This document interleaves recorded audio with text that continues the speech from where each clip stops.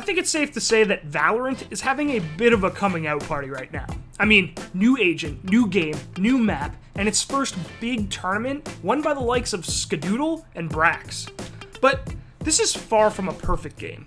And this past Wednesday on Twitch, over at twitch.tv/theScore esports, on our weekly show Clouted, Colin, Dan, Devin, and I got together to talk about everything we think is holding the game back. From how broken the op is to just how uncreative Brimstone can sometimes feel. So, can this game actually compete with CSGO? You guys might know what Colin thinks, but stay tuned and find out.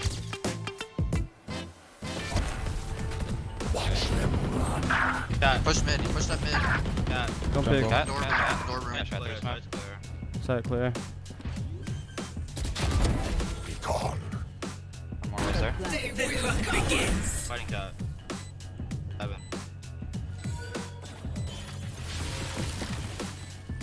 I'm slowed. Last player standing. Floor.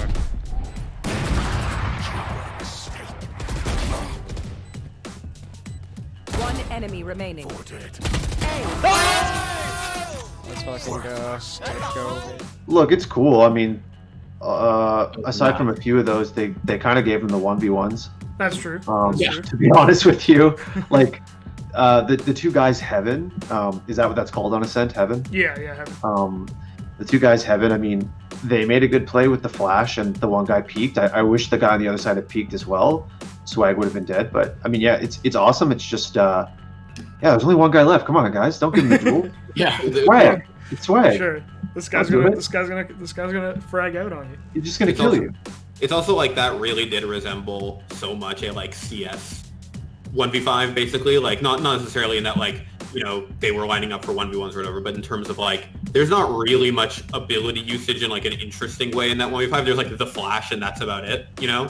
Like everything else is just like straight gunplay from all sides. So it's just like, that was like fine, but it doesn't feel like, wow, this is the kind of thing I can only see in Valorant. Yeah, like I don't watch it and be like, wow, I gotta go out and play Valorant right now. Right. You know, if that's the part of the purpose of like, we're not let's like, there's not a secret, but like part of the purpose of these esports events, stuff like that is to drum up interest in people playing the game. And I definitely don't watch that and be like, wow, that's Valorant. I gotta get into Valorant. And I do like the game and I do like playing it a lot. But like that was not a moment that like screams like, yes, Valorant to me. It's just like, oh, this is CSGO. This just looks like CSGO. This is actually an insane segue into what I want to talk about.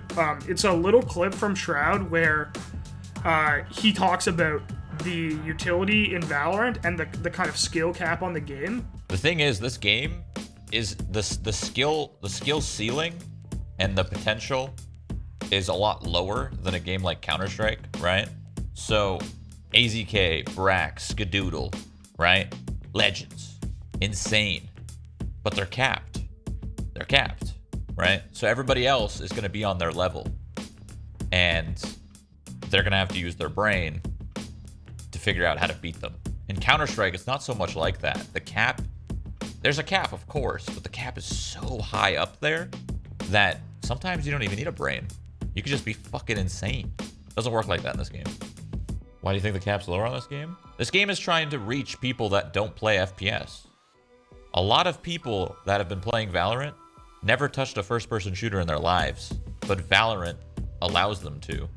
So it's not as punishing, right? It's obvious enough when you play Brimstone or you play Omen and you push one button and you get this whole view. I want to smoke here. I want to smoke here. That right there can show you how the game is kind of dumbed down to make those lesser players be at the top faster. That's kind of the goal with this game. The goal with this game is to have a much easier first-person shooter experience. When I first played Valorant, like in the beta, I picked Brimstone first because he has like this. He has 3 smokes, which, by the way, by itself is insane. Yeah. And you don't need to learn anything.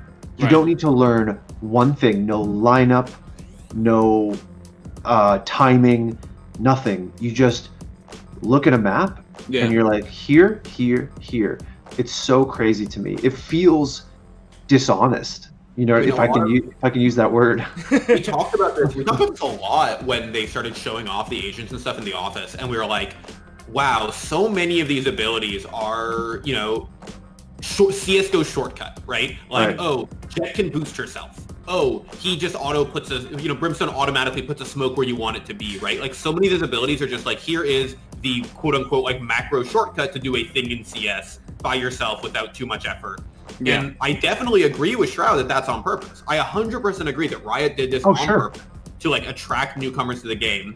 And I also agree that it probably does limit the skill cap, but it means that either Riot has to come up with new characters whose abilities offer more open-ended creativity, because like, let's be real here, Brimstone putting 3 smokes anywhere on a map, anywhere else on a map, no creativity to that. Like, you'll find the best spots to put the smokes, and you're always going to put them there, right? Dude, talk about the clippability of an esport, the highlight capacity, the capacity to generate highlights. It's like what you were saying. I think we both felt the same way when we watched the swag ace. Like, we were like a little underwhelmed, like, which is a crazy thing to say. Now, part of that is because of how the other team played, but like, it goes to this point, right, of like, okay, I'm not saying that what Riot has done here is a bad thing. You know, when I say dishonest, it's like, it's a little tongue in cheek. It's from the perspective of CS:GO.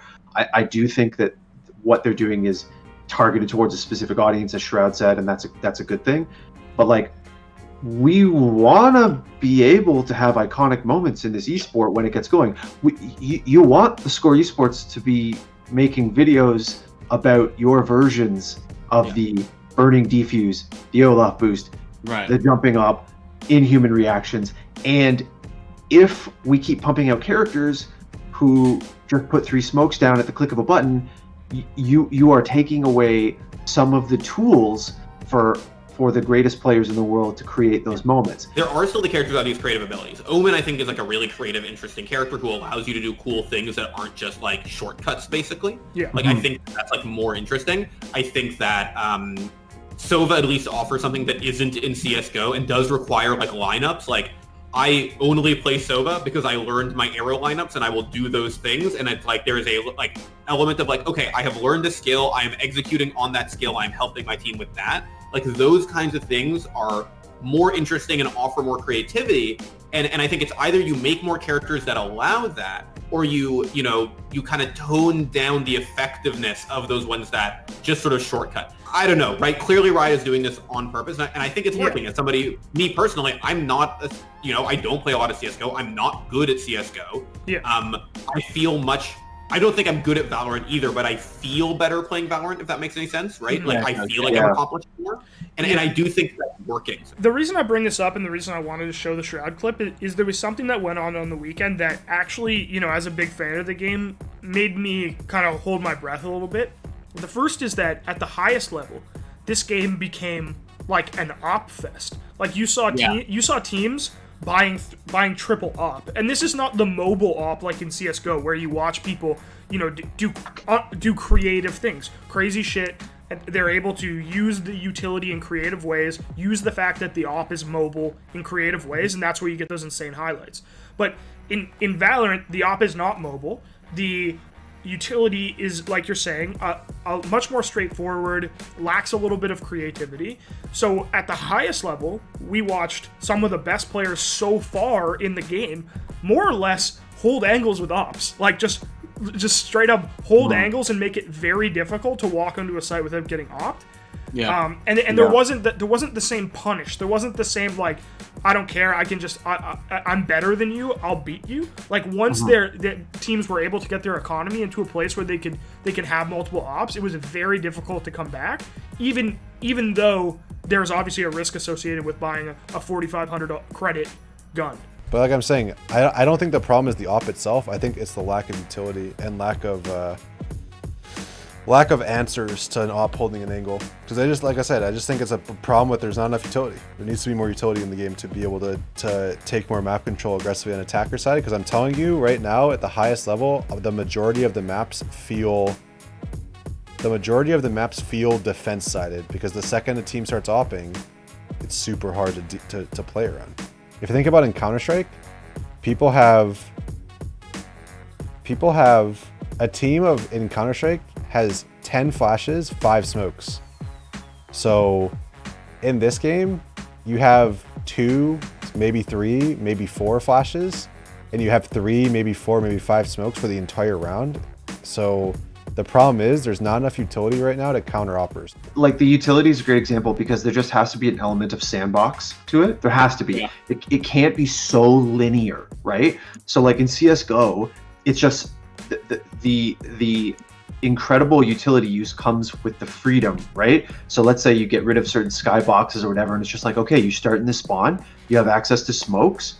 What can you do? Can you come up with a lineup that smokes window from spawn or Xbox from spawn, or can you come up with a perfect 3 smoke wall lineup to lock out A site on Mirage? Like, yeah, you can figure it out. It's not at the press of a button. It's like figure it out. And then when somebody figures something out and they do it, you're like, oh my god. Yeah, right. That's exactly it, right? So somebody in the chat was like, when I brought up the Sova example of like, oh well, once you learn Sova lineups, they're exactly the same. It's like, well, they're not necessarily, because you're not going to be doing the same ones every time, and sometimes on the fly you need to figure out where to put that in a way that's creative, right? It's one of the few examples in this game that I do feel like strongly, and I think one of the reasons so many teams were running it this weekend is that like vision is powerful, but also vision where you want it, when you want it, that requires skill to get it there is really powerful. And that character would not be very interesting if it was just Brimstone style smokes, and it's one of the reasons I think Brimstone style smokes aren't very interesting, because it takes away the like, how do I figure this out? And it becomes, oh, I just did it, and so it's not impressive when it happens, you know? It just isn't. It's actually one of the reasons why I think the community has turned around now that Raze has been nerfed on the ability to like kind of boost yourself, bounce out of line of sight, like that kind of thing with the satchels. Like grenades in this game end up being much more creative because you can nade cipher wires and cipher cams and that sort of thing, and you can use like these creative grenades in order to get on a site in a sort of less in a way that is less impeding to your team. So lots of question marks. I would say that like also like Raze's mobility is more interesting than like Jet's mobility, right? Yeah. Like there's more like active skill required and creativity required than just pressing a button and going straight up and straight forward, you know? Yeah. Can we send this whole section to Riot, please? I mean, we go for honestly, it, man. I think Riot have it under control. Like, yeah, I really do. When we like create these observations or you know, even criticize the game at certain points, which I think we haven't really gone too far in criticizing it.